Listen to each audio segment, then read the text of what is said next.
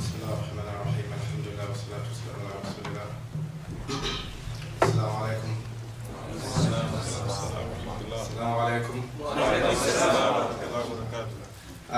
Before I start, I just want to say Jazakumullah khairan for Imam Shakir for inviting me here. That looks like something.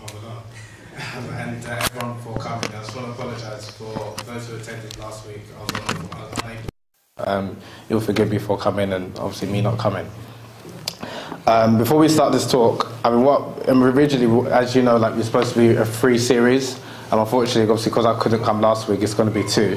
So I'm going to try and, what I wanted to say last week, I'm going to combine that with what I want to say as well this week, so it's going to be a bit crammed, but I might speak a bit fast, so if I'm speaking a bit faster, because that's a bad habit that I've got, and anyone doesn't understand me, please raise your hand, and I'll slow down and, hopefully take a deep breath. But just because there's a lot to cover in such a short period of time, I think we've got 45 minutes. Yeah, so we'll have to try and be quick. The topic, the reason why I want to talk about, as Imam Shakir said, blackness in Islam, or the importance of understanding race, is because it's an issue which, unfortunately, within the Muslim community, there's an issue of racial discrimination, colour prejudice towards not only black people, but people of different complexions, but particularly towards people of African descent.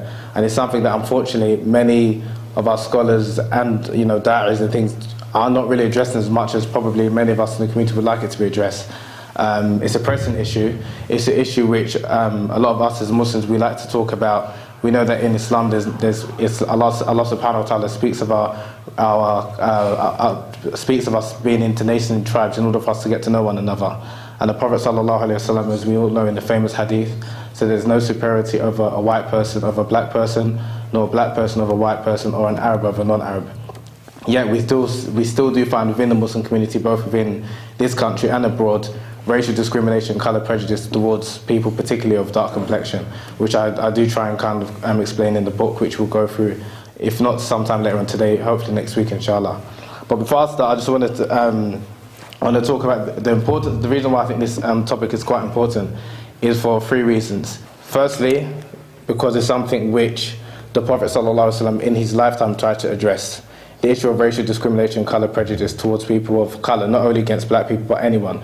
We know there's a famous incident where 2 companions of the Prophet ﷺ, one of the companions, Abu Darda, insulted Bilal radiallahu anhu and called him the son of a black woman, which at that time is like a curse, it's like an insult. Like maybe you could say equivalent to the N-word nowadays. And Bilal's reaction was to report this incident to the Prophet ﷺ, and the Prophet ﷺ's reaction is something that we should adhere to.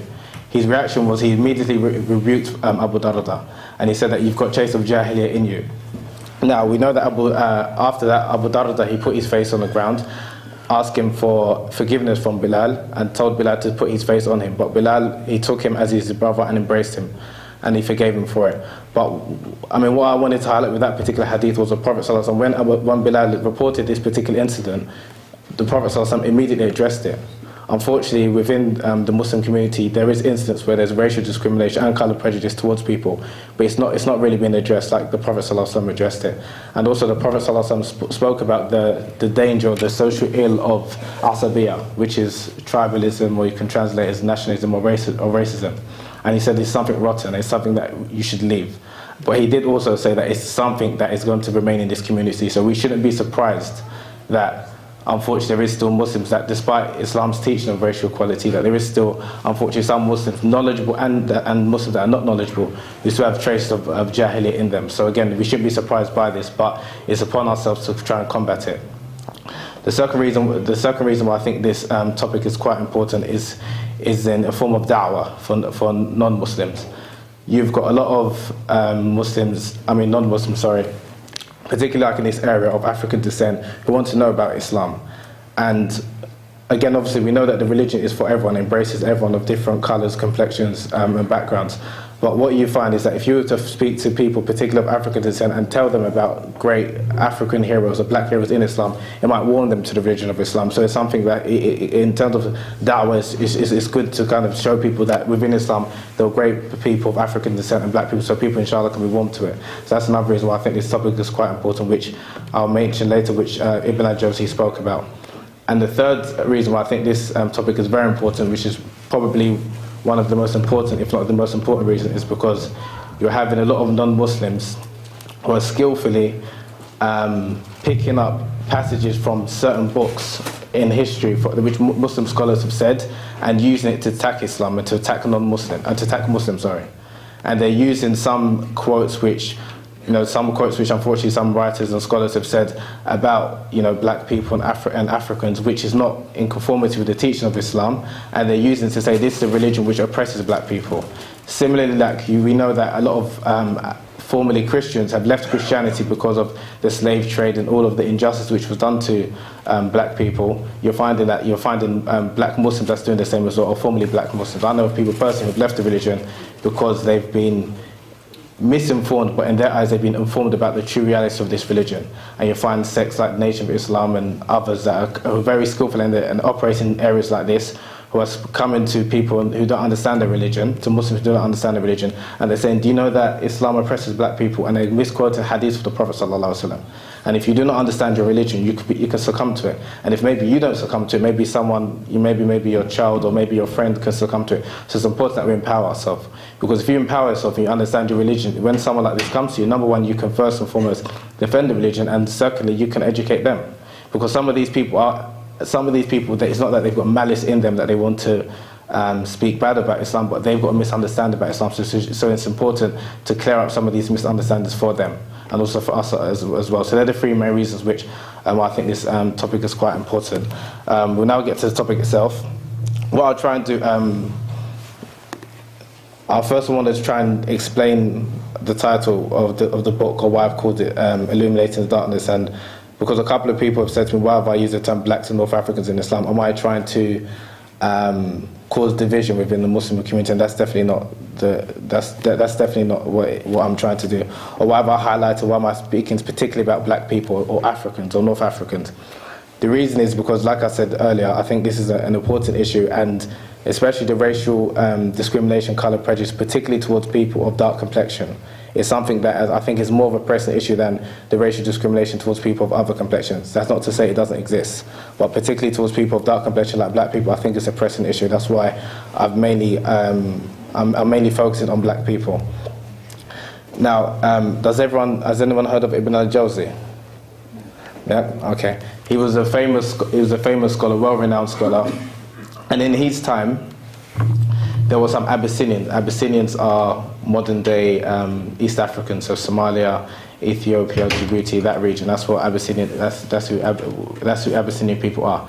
Now, in his time in Iraq, there were some Abyssinian Muslims who came to him, and they started to complain about the darkness of their skin, and they felt as if them being black was like a curse from Allah subhanahu wa ta'ala. And these were Muslims. And it was something that, because of which, again, we'll talk about later on today and inshallah next week, because of some of the persecutions which happened towards them by other Muslims. Again, I'm not talking about non-Muslims, I'm talking within Islam, within the Muslim community. They felt as if them being black was a curse from Allah subhanahu wa ta'ala, and to be black is somewhat inferior than to be of another complexion. So he compiled this book, which is called Tanwir al-Ghabash fi Fadl Sudan wal-Habash, which is the translation of it is illuminating the darkness regarding the virtues of Sudanese people, who are, you can say, like black people, and Habash, which is like Abyssinians. And in this book, and he mentioned it, the reason why he wrote this book was in order to enlighten them to know that, first and foremost, in Islam, Allah subhanahu wa ta'ala, when he's looking at any individual, he's looking at their deeds and their faith, their taqwa.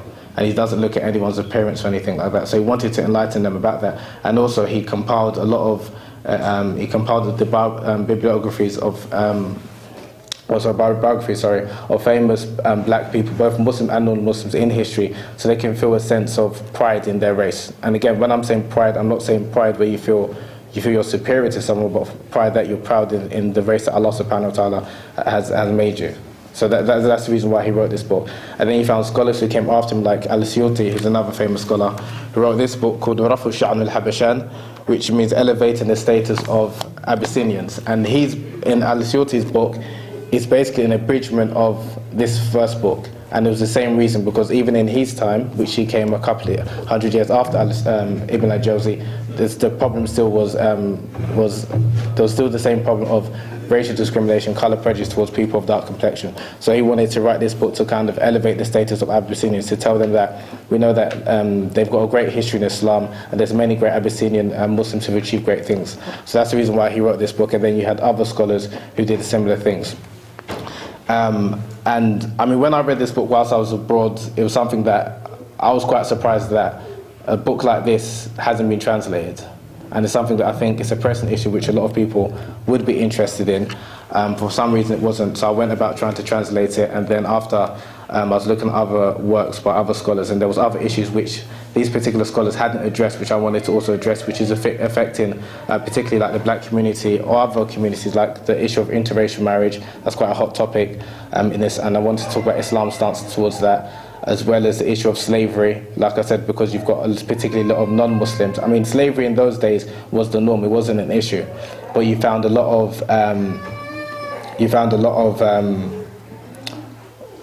Muslims later on, after the slavery was, it's been abolished and it's not really practiced anywhere, and they have misconceptions about slavery, and a lot of people do not know that in certain situations slavery is permitted in Islam and was permitted in the time of the Prophet ﷺ. And then you find some groups, like I mentioned earlier, they will say this to black people not aware of the religion and say that, do you know that your religion enslaves black people? And the Prophet Muhammad ﷺ had black slaves, and they'll misquote things and they'll put things into their context, and they'll make it out as if slavery is just a race issue, like what a lot of people did with Christianity. So I wanted to address that issue as well as talking about what is the Islamic stance towards race, because that's quite a hot topic. So that's like the introduction, and then hopefully now inshallah we'll kind of go into has anyone first got any questions? Yeah.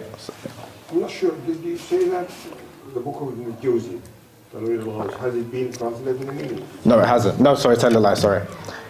It wasn't translated from what I know. I can't say it hasn't been translated, because it might have been translated. I went about translating it, or trying to translate it. And whilst I was trying to translate it, I came across a scholar in this country who actually translated it for his dissertation. So I was referencing that. But he translated it, it's in a library, but it's not been published from what I know of. I can't say categorically it hasn't been translated, because it's not like there's thousands, if not hundreds of thousands of books, but from what I know, it hasn't been. I mean, it's not widely distributed, if that answers your question. But I can't say it hasn't been translated. Well, I just was not sure that, because in between we just moved to another point. I just wanted to know, has it been published as in a bookshop? Not that I know of. It's not been widely distributed. It could be translated in a small bookshop, Allahu Alam, but sure. In terms of like widely distributed, it's something that, I don't think it has. Inshallah. But inshallah, it should be. Has anyone got any other questions? None at all? You're a lively bunch. No question. Okay, cool. Okay, inshallah. Okay, what I want to talk about as well is just that it's important to understand, we know that race, and particularly nowadays with what's happening in modern society as well, it's quite a hot topic. And I wanted to kind of talk about what is Islam's stance towards like race. Like I said earlier, we know that Allah subhanahu wa ta'ala, He mentioned that He's created us into different languages and colours. So we know that we are, even though we're one in terms of essence as human beings, Allah subhanahu wa ta'ala has created us to different colours, and I wouldn't say races, I would say ethnicities. The reason I wouldn't say race is because race is a modern term which was invented in order to try and say that people of particular races are different to other people, which from an Islamic standpoint there is no basis for that. In a sense where you could say that someone from Africa or Europe has got certain qualities which makes them different to someone from Europe or whatever. We know that culturally we're different because of our upbringing, but that's just of our upbringing, not actually because of our inherent race. So I wanted to kind of address that, and also understand that the Arabs, and this is something which is quite important, especially when you're coming across, like I said, people who are trying to speak bad about Islam or try and misquote things from the Quran or Hadith or historical literature, is that they'll talk about, like, you have to understand when you're reading history as well, you have to understand how people understood, how people use terms. And one thing, like the Arabs that they used to do, the Arabs, I mean, they were a range of colours. Some were light in complexion, very fair in complexion, some were dark brown, and some were like medium brown. Now, when they were talk about themselves, they'll use terms like in terms of like race or ethnicity relatively. So they might refer to themselves as being white in comparison to the black Africans who are dark in complexion to them. Do you understand that? So they might refer to themselves as being white in comparison to black Africans, and they might also, likewise, they might refer to themselves as being black when they're speaking in comparison to the Persians. And the reason why I think this is important is because, like I said, you find some groups who say, like the Arabs are just a white religion, they're oppressing black people, and they'll misquote or they'll quote where the Arabs have referred to themselves as being white, but again, they're using the term relatively. So one thing again, like I said, when they used to use the term, and the Prophet ﷺ and the early Muslims, when they use the terms like someone's being black, someone's being white, they use the term descriptively, not ethnically. So generally, nowadays, when we say someone is black, we mean that someone is generally from the African, originating from Africa. Someone's being white, meaning Caucasian. Whereas when they use the term descriptively. So they might say, refer to someone as being black, and this person could be a black Arab. As he's an Arab, he's not African, but he's of dark complexion. Likewise, when they use the term white, also when they even use the terms like akhdar, which is green, referring to again to some black people, and they use the term asmar, which is yellow. So again, these are, the only thing I want to illustrate with this particular point is that when they use the term like ethnic, use the terms like black, white, etc., they use the terms descriptively, not ethnically. Unlike nowadays, is everyone? I don't want to kind of go to, go above people's head, but the reason why I'm trying to emphasize this point is when you're reading hadiths or anything like that, you might read something because someone being black or whatever, and automatically you think the person's African. Does that make sense? And again, like I said, some people will misuse this to say, oh, the Arabs are all African or something like that. So again, and they try to make like the religion is Afrocentric religion, that it's just about Africans, and it's not. It's for everyone. But again, when they're using the term, you have to understand how they use the terms. Some people are looking at me like I'm speaking like Dutch or something. That's why I'm a bit worried. Is it confusing? Sorry. I don't want. This is true. Sorry. What you're saying is true because obviously the other awful anecdotes when they used to call the Romans Banu Asfar, and they learn that ayah which is Allah Khidmat al-Sahaba. When one of the Munafiqeen was hesitant to go and fight against the Romans, and his excuse was that he'll be tempted by the women of the, what they call it, Banu Asfar, the yellow people, the Romans. So yes, you're right. The Arab they describe people comparatively. So they call the Roman Banu Asfar, i.e. yellow. Yes, yes. Barakallahu fiik. I mean, sorry, what is confusing? Because I don't want to say something that, again... Because it's just, you're talking about race equality here. Right. I'm aware of what you're talking about. Yes. You're talking about hadith. Yes. But what we need to look at is that what's in the Quran and Surah. That's what... No, yeah. The reason... Most important we need to discuss, or to ask. You are aware of you highlight issues. But what's in the Surah and the Quran, that's what's... Is a person, yeah. Exactly. The reason I'm speaking about the terms as a prelude to what I want to talk about the Quran and the Hadith, because we know that the Quran and the Hadith is in Arabic, and to access, obviously, to understand it, you need to understand that the classical Arabic was foresight, how the Arabs understood it, because not only the Arab. It's translation. Yeah, I'm coming to that. That's the way you need to translation, because there are a lot of people that put translation different. I agree with you. I agree with you. This is where we need to focus in. Yes. When you're trying to say something, make sure what's being translated from one side to another side. Barakallahu fiik. I agree with you entirely, and what I'm trying to illustrate, the reason I'm talking about Arabic terms, how they understood it, because like you said with the translations, you find like you can use a term like aswad and translate it to black. But when someone reading it nowadays, they might understand when they read in black, they might automatically think of like a black African. Does that make sense? That is down to the education. Exactly, this is what we're trying to do. Yeah, so that's why I'm saying that whether we like or not, when we read something, generally we read it until how we understand things, even with Quran and Hadith.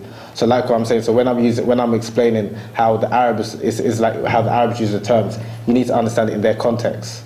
Does that make sense? Yes. Yes, that's why I'm using it as a prelude before, because if I start quoting hadiths and people don't understand how the Arabs and how the Muslims understood these terms, they might misunderstand that. Does that make sense? That's why again, just because you need to. The way I'm trying to say is that they are history. Right. And the history is to do with when the da'wah come in, you need to explain to them da'wah when it's been launched to the whole Africa, to the North Europe. Yes. That's something other people they need to be aware. You know what I mean? Because when the Islam come in, Islam is coming not only for Africa. Of course. And that's how we go through. And I'm a Habashi myself, and I'm Arab. But I don't know where, this is where it is complicated. Well, why is it complicated if you don't mind me asking? Because I'm just saying, because you're talking about Arab Africa. Right. And this is where there are history, yes, which a lot of people, they are not aware of it. Yeah. And it would be great to just give us some knowledge about the history of the Islam. Yes. When it's gone through Africa first. Okay. Then how people... how they embrace Islam and what happened after. Yeah, okay, yes. Barakallah. Okay, no, I appreciate that. Has anyone got any other questions or comments before we go into... None? Okay, alhamdulillah. Now, Jazakallah khair for your comments. I sincerely appreciate that. Now, like what the brother said, in terms of now understanding the history, now we've got a prelude or understanding of like the background of terms. We know that the Prophet ﷺ, Abyssinia, Africa, was the first place of migration. And we know the Prophet ﷺ, he told some of his companions to seek refuge with the Negus, Najashi. So even like looking at the status of Africa in Islam, we know that Africa or Abyssinia has got a nobled place or elevated place in Islamic history, because the Prophet ﷺ, he wouldn't have advised his companions to stay there, and he called it, and he said that the place is it's a safe place. And even at the we know that Najashi later on embraced Islam, but even at the time he was a Christian, the Prophet ﷺ spoke well of him because he was a man of justice. So we know that in terms of, again, understanding the status of African Islam or Black Africa, we know that Africa's got a noble status in Islam because that was the first place of migration. Now what you find, I mean, I'm not really going to go into too much in terms of what happened in Abyssinia, because I think a lot of people are aware of it. What I want to talk about is what happened after, particularly after the time of the Prophet ﷺ, because a lot of us are aware that, like I said, in Islam doesn't teach racial equality, but it's important to understand after the death of the Prophet ﷺ, how we got into the state we're in today. Do you understand? Because it's no point in me kind of saying things which I think a lot of us are kind of aware of. Now what you found was that, again, we know during the time of the Prophet ﷺ, more or less racial discrimination was eradicated from society, and that happened from his time until the time of the rightly guided caliphs. Now not long after the time of the rightly guided caliphs, when the Muslims started to go to other parts of the world and they started to conquer other parts of the world, a sense of Arab superiority started to develop among some of the Muslims, where some of the Muslims started to feel as if their victories was because of their Arabness. It wasn't because of the religion of Islam. And we know that the famous narration of Umar bin Khattab, when he said that in terms of like izzah or like honor, it only comes from Islam. And he said that before Islam, the Arabs were the base people. And we know that even as a Muslim, whether you're black or white or anything, we know that the real honor comes from Allah subhanahu wa ta'ala, and from Islam. So unfortunately what you found is, even though the Muslims were very successful in terms of conquering other lands, they did develop a sense of Arab superiority. So that was one, and what happened is that you found that when they started to conquer other lands, the people that of the conquered lands, for them to become Muslim, they had to in effect become part of an Arab tribe. Not only become a Muslim, but to become a Muslim you have to kind of be affiliated with a particular tribe, which is, again, it's well documented in history, and again, which I'll kind of talk about in the book. And another issue, then what else you had was obviously we had Muslims from other different traditions coming into Islam, and they brought with them the other traditions and the other learned history, and there's some of their preconceptions about certain things. And one thing that you did have was some of the Persian Muslims, when they became Muslims, a lot of the Persians were very well educated, and they learned a lot of things from the Greeks and the philosophers. Now, one thing that the Greeks said was that the world is split into 7 parts, and basically, again, without going into too much detail, they said that the people of the 7th region, which is like Black Africa, and the people of the 1st region, which is like Northern Europe, they're the worst people. And then they narrate, and some of these people did become great scholars, but they still carry some of these understanding, and they started talking about within Muslim books. And this is something that, again, unfortunately, which is still taught in some Muslim schools today. So they said that people of like Africa are the base people. There's people that should be enslaved, that naturally is something that they should be enslaved, and something that they're inferior to people of other complexions. So again, you had like influences from, and again, this is not from the religion, but this is other influences which was put into Muslim books, and it's been taught, and Muslims that are reading are seeing as if this is from the religion. Again, so like I said, you had the Arab superiority, which was the first kind of thing, which then you had people starting to think that Arab is superior to non-Arabs, are inferior to Arabs, despite the Prophet clearly said there's no superiority of an Arab and non-Arab. And then another issue which happened was when you had people like Persians, when they came into the religion, they start taking from traditions of the Greeks and their theory about people of different parts of the world are somewhat inferior to others. Again, this is not from Islam. And another issue is the Israeliyat. Is anyone aware of the Israeliyat, what they are? The Israeliyat is the apocryphal traditions of they're like stories which is from like the biblical, it's like from the Bible, where you had stories. We know that obviously Allah subhanahu wa ta'ala speaks about the prophets. There's about 25 that Allah mentions it in the Quran, but we know there was many more prophets. Like there's this tradition that says that there was 124,000 roughly. But what you had was that when the Muslims, like the companions and the Prophet sallallahu alaihi wasallam, he didn't forbade it. He didn't forbade it, but he said that you can narrate from the Jews and the Christians, but don't believe it like 100%, and in the same sense you can't disregard it. And the reason why is because there might be some truth in it, unless you find the Israelite tradition, a tradition which is from like the Jews and the Christians, which is clearly contradicts a statement, a verse from the Quran or a hadith from the Prophet sallallahu alaihi wasallam. Of course you can reject that. Do you understand? Of course you can reject that. So of course if you see in a passage from the Bible that says that Isa alayhi salam is the son of Allah, we know that straight away that's incorrect. But any other stories, like there are apocryphal stories about prophets which Allah subhanahu wa ta'ala didn't mention explicitly in the Quran, or the Prophet sallallahu alaihi wasallam didn't actually state, they're stories which they come under like, it's not definite you believe in it, but you definitely the same way you can't disregard it because it could be true. And one of these traditions which is quite important to this particular topic is the curse of Ham story.